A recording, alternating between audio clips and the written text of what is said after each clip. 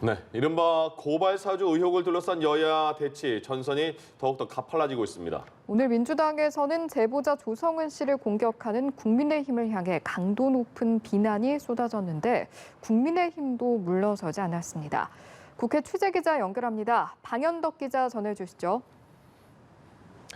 네, 더불어민주당은 국민의힘이 제보자를 공격하며 스스로 검찰의 하수인임을 자임하고 있다고 비난했습니다. 윤호중 원내대표는 당 회의에서 이번 사건의 본질은 검찰과 야당의 유착을 통한 선거 개입이라며 국민의힘은 검찰 쿠데타의 공범이나 마찬가지라고 주장했습니다. 윤석열 후보에 대해서도 고발 사주 의혹을 모를 수 없었다며 몰랐어도 지휘 책임자로서 책임을 져야 한다고 강조했습니다. 반면에 국민의힘 김기현 원내대표는 당 회의 후 이번 사건 자체가 여권의 저열한 정치 공작이라고 주장했습니다. 당 회의에서도 제보자 조 씨가 박 원장을 만나기 직전 고발장 파일을 휴대전화에 집중적으로 다운로드했다며 박 원장의 공모 여부에 대한 조속한 수사를 촉구하는 목소리가 나왔고, 이준석 대표도 라디오 방송에서 박 원장이 거취 문제를 선택해야 할 수 있다고 주장했습니다. 현재 법사위 전체 회의도 열린 상태인데요. 고발장 전달자인 김웅 의원에 대한 공수처의 압수수색을 놓고 공방이 벌어지고 있습니다. 여야는 오늘 오후 외교통일안보 분야 대정부 질문에서도 대북 정책 등을 놓고 맞붙을 예정입니다. 네, 여권 대선 경선 상황 살펴보죠. 양강 구도를 형성한 이재명, 이낙연 후보. 오늘 처음으로 1대1 토론을 한다고요? 네, 그렇습니다. 어제 정세균 후보의 사퇴로 5명이 된 여권 주자들은 오늘 밤 MBC 100분 토론에 출연합니다.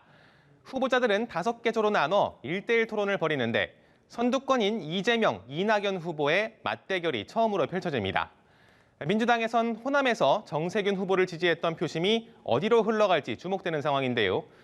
오늘 이재명 후보는 어제 광주 전남 지역 공약에 이어 전북 지역 공약을 발표했습니다. 군산과 완주에 친환경 자동차 산업을 육성하고 현대중공업 군산조선소를 재가동하는 등의 6가지 공약입니다. 오후에는 자신에게 제기된 대장지구 특혜 의혹에 대한 반박 기자회견도 엽니다. 이낙연 후보는 오전 젊은 여성암 환자 돌봄 문제에 대한 정책 협약식을 가졌는데요. 잠시 후에는 박병석 국회의장을 찾아가 자신의 사직안을 처리해달라고 요청할 예정입니다. 오늘 추미애 후보는 비공개 일정을 소화하고 박용진 후보는 카드사 노동조합협의회와 정책 협약을 맺습니다. 김두관 후보는 광주 전남 공약을 발표했습니다. 네, 국민의힘에서는 어제부터 시작된 1차 컷오프 여론조사가 오늘 마무리가 되는 거죠? 네, 그렇습니다. 결과는 내일 오전 발표되는데요. 현재 남은 11명의 후보 중 3명이 탈락합니다. 다만 남은 8명의 순위는 발표하지 않을 예정입니다. 국민의힘에선 윤석열, 홍준표 후보의 양강 구도가 뚜렷해지고 있는데요.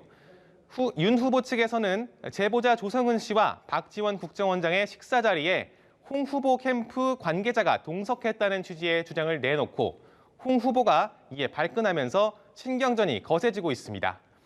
오늘 윤 후보는 비공개 일정을 소화하고 홍 후보는 오세훈 서울시장을 만난 뒤 한국기자협회 토론회에 참석합니다. 유승민 후보는 푸른나무 재단을 방문하고 최재형 후보는 언론사 행사에 참석했습니다.